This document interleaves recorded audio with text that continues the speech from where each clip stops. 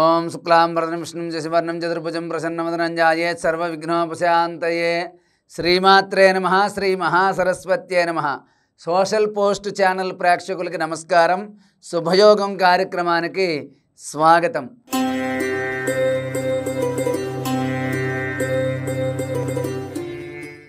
మనం ఈ రోజున శుభయోగం కార్యక్రమంలో మే నెలలో గురుడు మేషరాశిలోంచి వృషభ రాశిలోకి వస్తున్నాడు.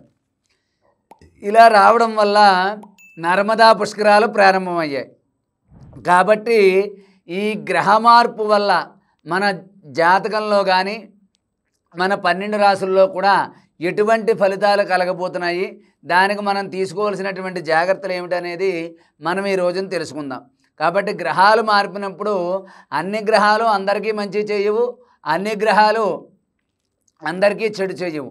అంటే ఇప్పుడు ఈ గురుడు మారడం వల్ల ఏ రాశి వారికి ఎలా ఉండబోతోంది అనేటటువంటి విషయాలు మనం ఈ రోజున తెలుసుకుందాం. ముఖ్యంగా 12 రాశుల్లో మొదటి రాశి మేషరాశి.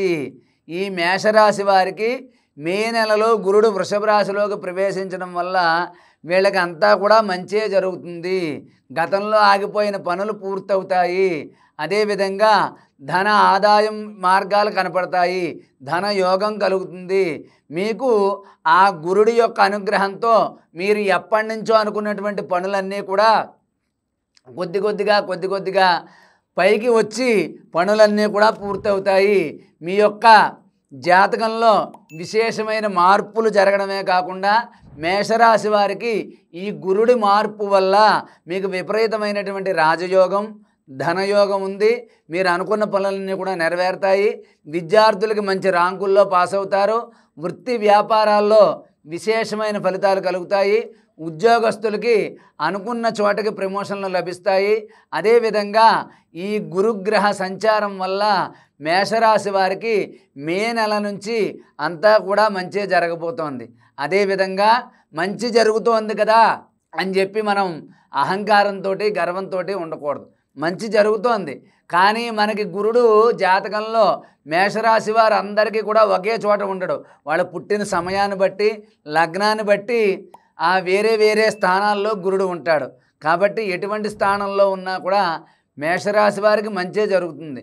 కానీ మీరొక్కసారి ఈ మేషరాశి వారు ఈ మే నెల నుంచి గురుడు మార్పు వల్ల మీ జాతకంలో మంచి స్థానంలో ఉన్నాడా లేదా అనేది మమ్మల్ని సంప్రదించి తెలుసుకున్నట్లయితే మీ గ్రహ సంచారం తెలియజేసి దానికి తగినటువంటి రెమెడీస్, అంటే ఎటువంటి పరిహారాలు పాటించడం వల్ల ఈ గురుడి మార్పు వల్ల మీకు కలిగేవన్నీ కూడా శుభ ఫలితాలుగా మారతాయి, మార్చుకోవాలి అనేటటువంటి విషయాలన్నీ కూడా మీకు తెలియజేస్తాను. అదేవిధంగా ఈ మేషరాశి వారు గురువారం నియమాలు పాటించండి. అదేవిధంగా శనగలు గోమాతకి సమర్పించడం కానీ, శనగలు గురువారం నాడు రాఘవేంద్ర స్వామి గుడి దగ్గర, సాయిబాబా గుడి దగ్గర కానీ, లేకపోతే మేధా దక్షిణామూర్తి ఫోటో దగ్గర నైవేద్యం పెట్టి కానీ మీరు ఆ శనగల్ని మీరు స్వీకరించండి. 10 మందికి పంచిపెట్టండి. శనగలు దానం చేయండి. మీకు గురుడి యొక్క అనుగ్రహం సంపూర్ణంగా ఉంటుంది. అదేవిధంగా ప్రతిరోజు మీరు స్నానం చేసేటప్పుడు బకెట్ నీళ్ళల్లో కొద్దిగా పసుపు వేసుకుని, పసుపు రంగు పువ్వు వేసి ఒక 5 నిమిషాల నుంచి తర్వాత స్నానం చేయండి. మీకు సంపూర్ణమైనటువంటి గురుబలం అనేది తప్పకుండా కలుగుతుంది. ఇంకా ఏమైనా సందేహాలు ఉంటే ఈ కింద కనిపించే నెంబర్కి ఫోన్ చేసి మీ జాతకంలో గురుడు ఎక్కడ ఉన్నాడో తెలుసుకోండి. గురుబలాన్ని పెంచుకోండి. నిత్యం సుఖ సంతోషాలతో శుభయోగంతో జీవించండి. సర్వే జనా సుఖినో భవంతు. స్వస్తి.